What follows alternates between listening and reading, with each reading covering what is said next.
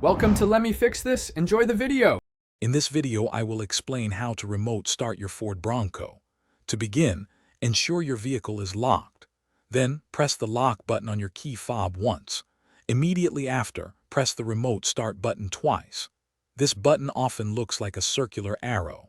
Your Bronco's engine should then start, and the parking lights will flash briefly to confirm activation.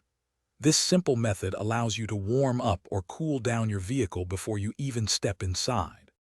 Beyond the key fob, the Ford Pass app offers another convenient way to remote start your Bronco. First, open the app on your smartphone and ensure your vehicle is connected. From the vehicle's dashboard in the app, simply tap the engine icon. You can then press and hold the start button to initiate the engine. The app provides confirmation and allows you to schedule future remote starts, offering greater flexibility and control from virtually anywhere.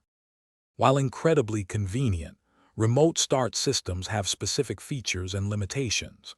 Your key fob's range typically extends several hundred feet, depending on environmental factors.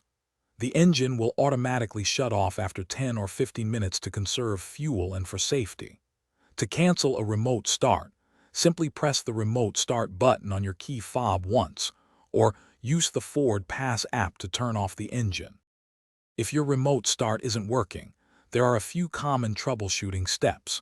First, ensure all doors, the hood, and the liftgate are completely closed.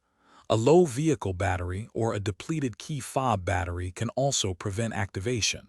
Always check your dashboard for any warning lights, as these can inhibit remote start functionality.